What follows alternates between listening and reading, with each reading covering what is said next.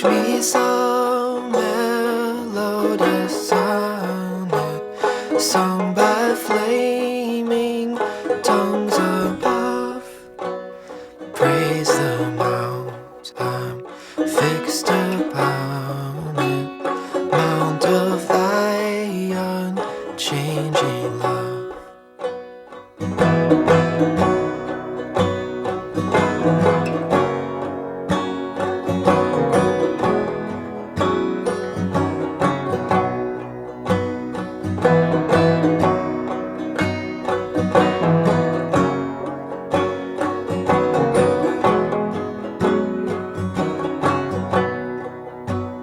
Here I raise mine Ebenezer, hither by thy Alpine come, and I hope by thy good pleasure safely to arrive at home.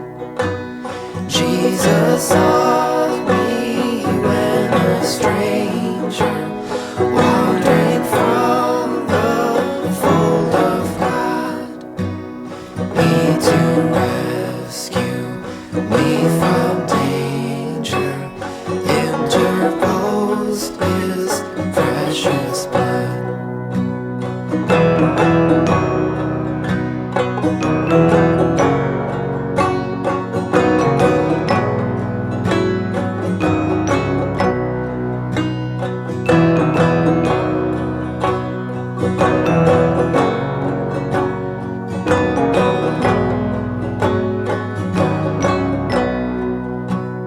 Oh, to grace, how great a debtor daily I'm constrained to be. Let that grace now, like a fetter, bind my wandering heart to Thee. Prone to wander, Lord, I feel it. Prone to leave the God I love. Here's my heart, oh, take and seal it for thy courts above. La la la, la la la, la la la, la la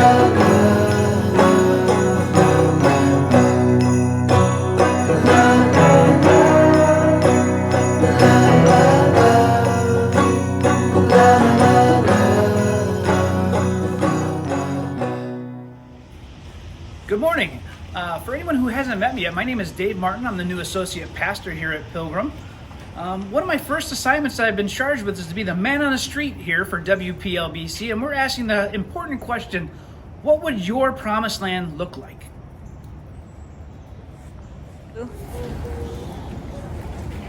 Okay, girls, what would be your version of the promised land? Probably like perfect blood sugar for like a week. Libby? Mine would probably be going boating with my friends and going to Fairport Creamery. Josh and Jono, what would your version of the promised land be like? Mine is having vacation with my extended family. Eating rambutan. Rambutan. What is a rambutan? It's a spiky fruit with white insides. Google that. All right, boys, what would be your version of the promised land? Mine would be dirt bike riding all day. Dirt bike riding all day. Ooh. All right, Faith and Kyle, what would your version of the promised land be like? Probably hanging out with my best friends. Who's your best friends? Everyone's my best friend. Tuscarora. Oh! All right, Blake and Josh, what would your version of the promised land be like? Video game characters to be real. That would be so sick. Yeah. Josh? A basketball court. Surprise, surprise.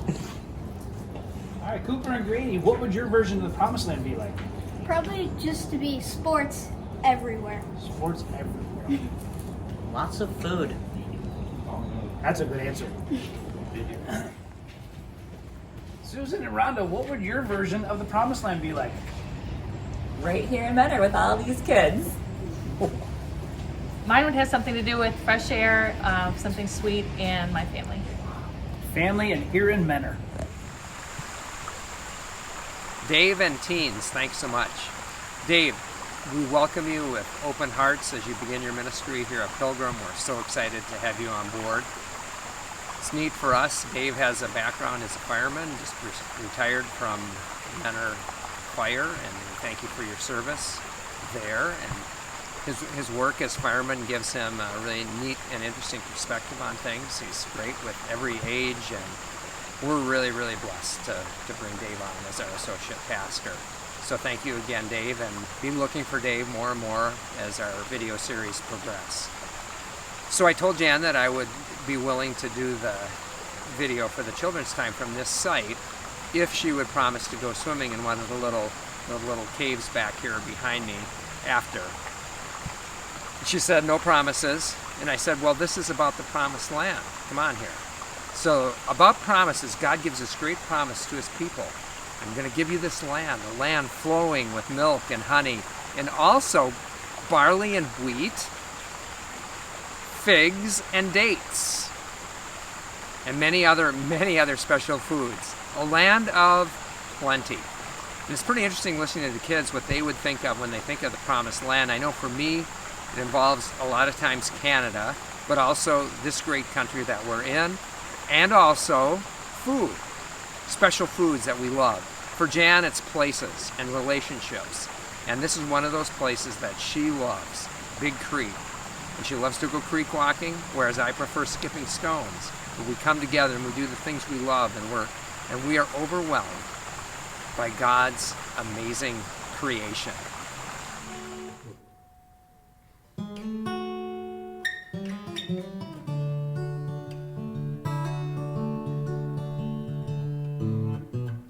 Moses, tending sheep in the fields one day, thought he heard a burning scrub brush say, "Gotta free your people from the Pharaoh's hand.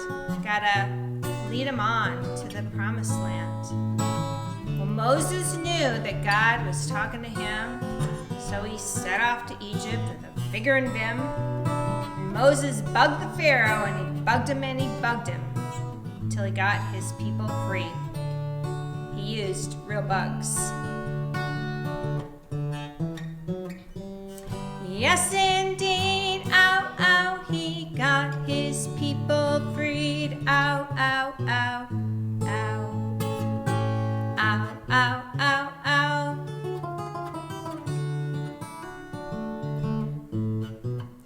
Moses, on the banks of the wide Red Sea, he stuck out his stick. 1, 2, 3. The waters rolled back. The people walked down. Everyone knew they wouldn't drown, but Pharaoh told his army, "Bring them all back!" So here comes the chariots, clickety-clack. But Moses took his stick, closed up the water. The Egyptians all took a bath. Ow, ow, ow, ow, what a laugh. Ow, ow, they all took a bath. Ow, ow, ow, ow, ow, ow, ow, ow. Dirty Egyptians, grab my foot, take my hand, lead me on to the Promised Land. Milk and honey, milk and honey, milk and honey, milk and honey. Me and all my people is here, so keep on sending manna from the atmosphere. Milk and honey, milk and honey, milk and honey, milk and honey. After 40 years in the wilderness, they finally saw their potential metropolis. They all gave thanks, all praised the Lord. Even though it took time, he kept his word. Took their foot, took their hands, led them all to the Promised Land. But it seems to me like an awful long time to be looking for a home. Ow, ow, ow, ow, a mighty long roam, oh, looking for a home. Never borrow money needlessly.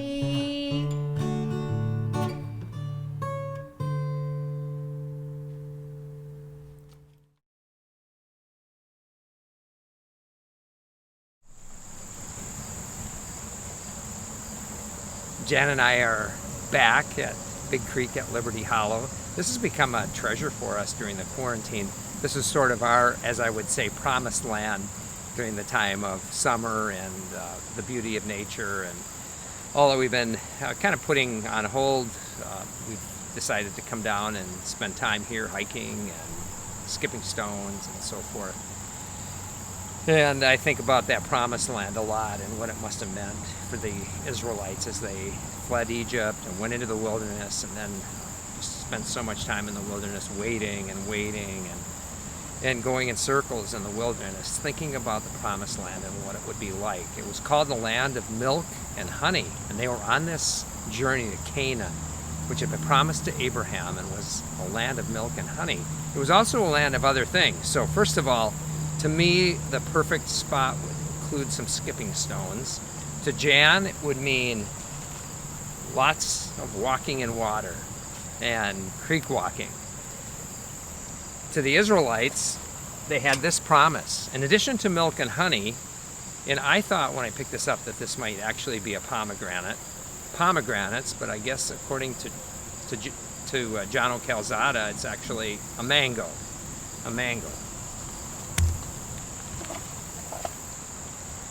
Milk, honey, mangoes, or I should say pomegranates, wheat, barley, and these, for those of you that know, these are not actually barley. This is actually some ornamental grass from the property.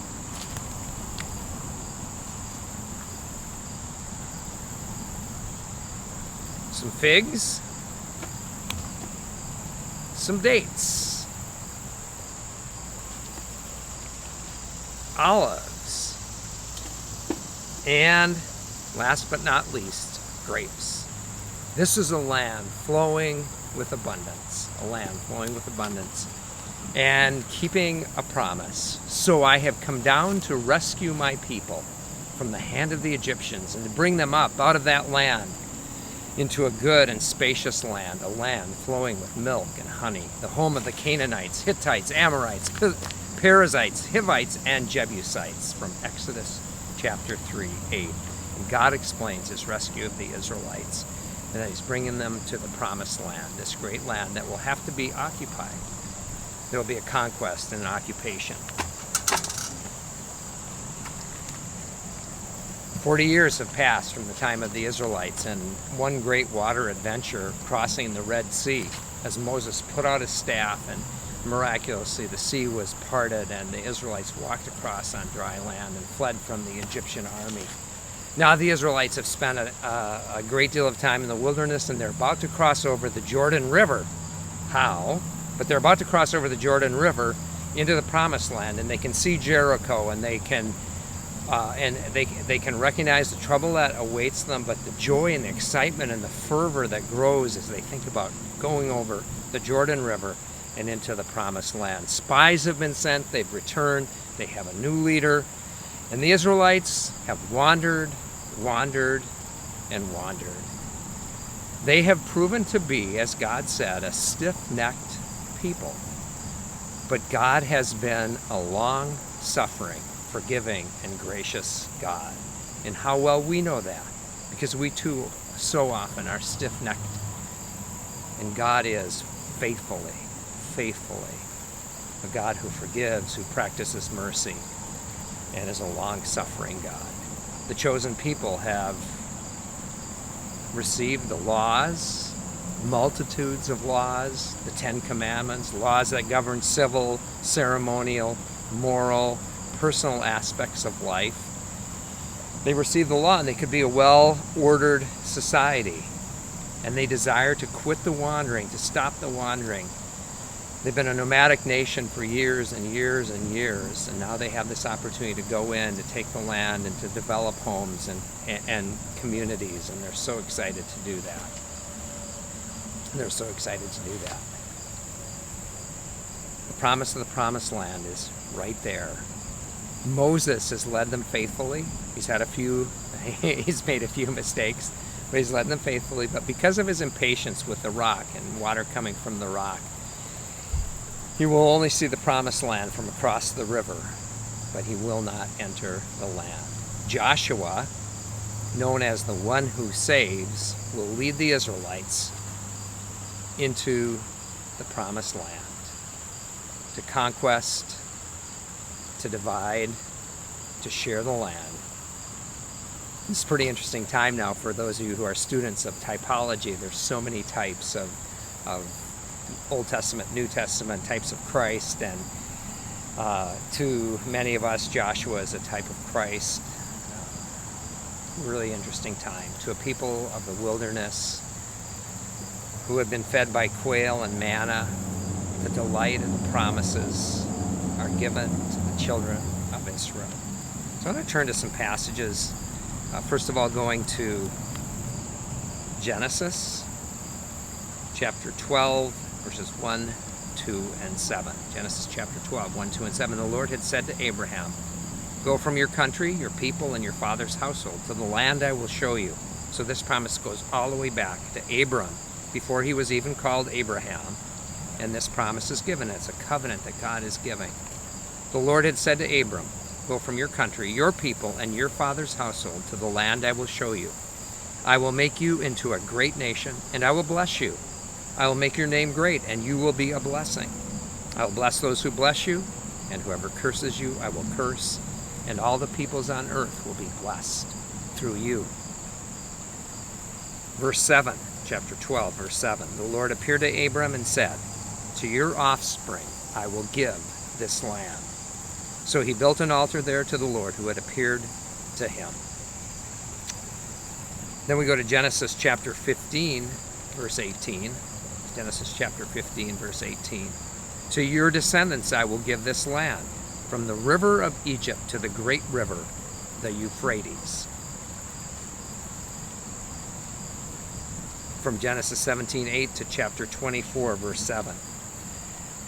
"The whole land of Canaan, where you now reside as a foreigner, I will give as an everlasting possession to you and your descendants after you, and I will be their God. The Lord, the God of heaven, who brought me out of my father's household and my native land, and who spoke to me and promised me on oath, saying, 'To your offspring I will give this land.' He will send his angel before you so that you can get a wife for my son from there." So it's a promise of land, but it's also a promise of children and of a great nation, a nation like the stars of the heavens, like the skies. And this is a gift to Abraham and to his people. And Abraham is the father of Israel and the father of faith. One of our sources for fun theology for our kids is VeggieTales. Bob the tomato and Larry the cucumber. And this is their song. "In the promised land it will be so grand. We'll have our fill from the grill as much as we can stand, because I'm going to the promised land." And I was thinking about that as we interviewed some of our kids for the video, and their different responses to what the promised land means to them. And for some it's a place, for some it's food, for others it's just a special relationship they have, and so forth. But I think all of us think of the promised land in terms of this is a place where God just pours out his blessing on us. For a lot of us it's our country, maybe this part, maybe another country like, could I say, Canada? And for others, we think ahead to heaven and the promise that there will be a great promised land, a land that will never be taken away from its people, the promise of heaven. "In the promised land it'll be so grand, we'll have our fill from the grill as much as we can stand, because we're going to the promised land." To Deuteronomy 34, 4 through 12. The story of Moses comes to a conclusion. Moses has been a fabulous leader. He's lived a long and healthy life, and he's not really dying even from old age, but he's just been a successful man, and he's about to die, and God has made this promise to him that before he dies, he'll see the promised land. And the Bible is filled with admiration and compliments for Moses. The Lord said to him, "This is the land I promised on oath to Abraham, Isaac, and Jacob, when I said, I will give it to your descendants. I have let you see it with your eyes, but you will not cross over into it." And Moses, the servant of the Lord, died there in Moab, as the Lord had said. He buried him in Moab, in the valley opposite Beth Peor. But to this day, no one knows where his grave is. Moses was 120 years old when he died, yet his eyes were not weak, nor his strength gone. And we just assume by that scripture that God took him at that time. The Israelites grieved for Moses in the plains of Moab 30 days, until the time of weeping and mourning was over. Now Joshua, son of Nun, was filled with the spirit of wisdom, because Moses had laid his hands on him. So the Israelites listened to him and did what the Lord had commanded Moses.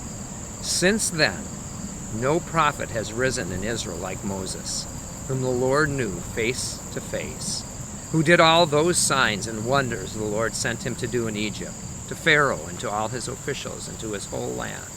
For no one has ever shown the mighty power or performed the awesome deeds that Moses did in the sight of the Lord. And that concludes the book of Deuteronomy. Deuteronomy is a summary of all that takes place through the books of the law and the books of Moses. And next up is Joshua. Yahweh saves. Joshua, Yahweh saves. And we have the crossing of the Jordan, dealing with the prostitute Rahab and the spies that go and see her, and how she's a part of the story of even the Christ. Jericho. What's going to happen at Jericho?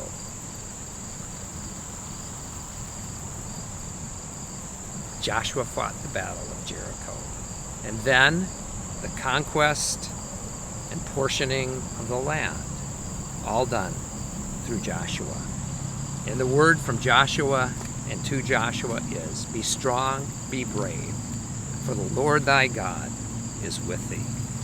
Be strong and courageous, because you will lead these people to inherit the land I swore to their ancestors to give them. That's Joshua 1:6. Joshua 1:7. Be strong and very courageous. Be careful to obey all the law my servant Moses gave you. Do not turn from it to the right or to the left, that you may be successful wherever you go. Be obedient to the Lord. Be faithful. Love God, that you may be successful wherever you go. So be strong, be brave, for the Lord thy God is with thee. We have that great promise with us through difficult times, through our work in this world, through our ministry. Be strong, be brave, accomplish the work that God would have us to accomplish. But then we also have this great reminder in the person of Joshua. Here is a rescuer, someone who has come to set his people free and to bring them into the promised land. He's taking over for Moses. What a challenge. The great Moses. How will he ever fill his shoes? We're going to talk more about that next week, but this is a great story, a great man. And Moses has lived in obedience to God. He's fulfilled the desires of God, brought the people to the promised land, or to the verge of the promised land, and now Joshua is about to bring them in to this land of milk and honey, of pomegranates, and of barley and wheat and grapes and olives. What a land! What a land and what a promise. And then we have this encouragement for us to remember that Moses is identified with the law, and that Joshua, whose name is very similar to Jesus, is a reminder of the gospel, and that our salvation comes through belief and faith in Jesus Christ. And we have this opportunity to experience God's promises here on earth and his promises in the life to come. What a blessing. What good news. Amen. It's time! It's time! We didn't have a lot of fun in the desert. We didn't have a lot of fun in the sand. But saddle up your cow. It's all behind us now. because we're going to the promised land. For years I've eaten nothing but manna, a dish that is filling but bland. But now we're on our way. I'll have a cheese souffle because we're going to the promised land. And in the promised land it's gonna be so great. We'll have our fill from the grill as much as we can stand. It'll be so great, oh we can hardly wait, cause we're going to the promised land. The dining was lousy with Moses, but we'll be feasting with Josh in command. I'd like a taco, please, and some pinos and cheese, because we're going to the promised land. And in the promised land it's gonna be so great. We'll have our fill from the grill as much as we can stand. It'll be so great, oh we can hardly wait, cause we're going to the promised land. And in the promised land it's gonna be so great. We'll have our fill from the grill as much as we can stand. It'll be so great with waffles on my plate, cause we're going to the promised land. I hear it's flowing with milk and honey, cause we're going to the promised land. Yeah, we're going to the promised land. Yeah, we're going to the promised land. John, what was yours? I thought I was supposed to talk about my mango. Well, yours.